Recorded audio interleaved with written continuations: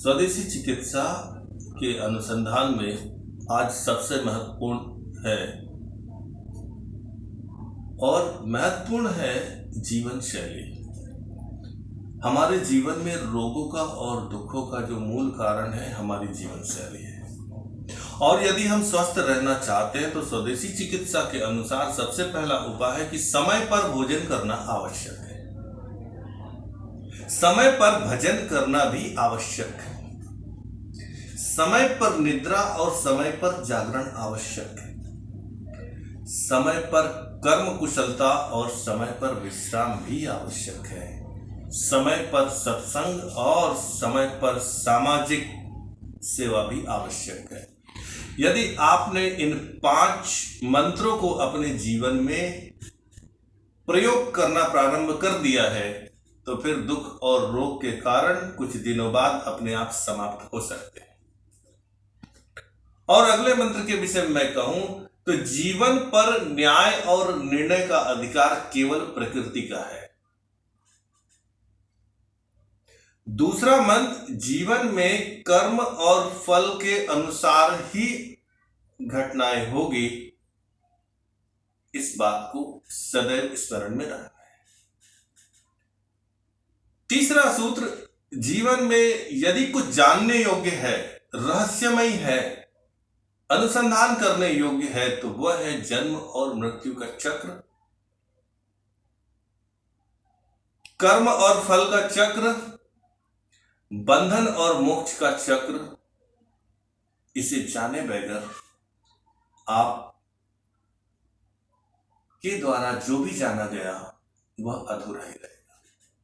और अगला सूत्र जीवन में अवस्था और व्यवस्था की जानकारी होनी चाहिए। जैसे जीवन में अवस्था, बाल्यावस्था, प्रौढ़ावस्था, वृद्धावस्था, इन अवस्थाओं में जीवन की व्यवस्था कैसी होनी चाहिए और क्या करना चाहिए, इसका अध्ययन करना आवश्यक है।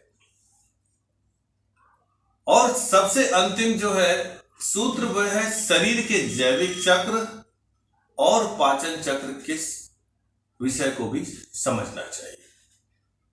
तो मित्रों, भ्रम मत पालिए, नकल करके अकल मत लगाइए, पर धन और पर अधिकार को छोड़ दीजिए। आप स्वदेशी चिकित्सा के योग्य हो जाएंगे। लेकिन यदि आप स्वदेशी चिकित्सा या उपाय करते हैं और बताए गए पूर्वोक्त मार्ग का अनुगमन नहीं करते तो फिर आपकी चिकित्सा अधूरी रह जाएगी। तो ये जो कुछ मैंने अनुभव किया, जो कुछ मैंने चिंतन किया, ये आपके समक्ष रखा। न तो इसकी कोई प्रामाणिकता है, न कोई शास्त्रोक्त संदर्भ है, लेकिन व्यवहारिक आप देखें तो मेरे प्रत्येक शब्द पर, प्रत्येक विषय पर आप थोड़ा सा चिंतन मंथन अवश्य कर सकते हैं। जब आप चिंतन मंथन करेंगे और प्रयोग करेंगे तब आपको धीरे धीरे उस बात की सत्यता, यथार्थता पता लगेगी। तो ये छोटी सी चर्चा मैंने आपके सामने रखी। मेरे इस वक्तव्य में किसी व्यक्ति के हृदय या मस्तिष्क में कोई ठेस पहुंची हो उसके लिए मैं क्षमा प्रार्थी हूं।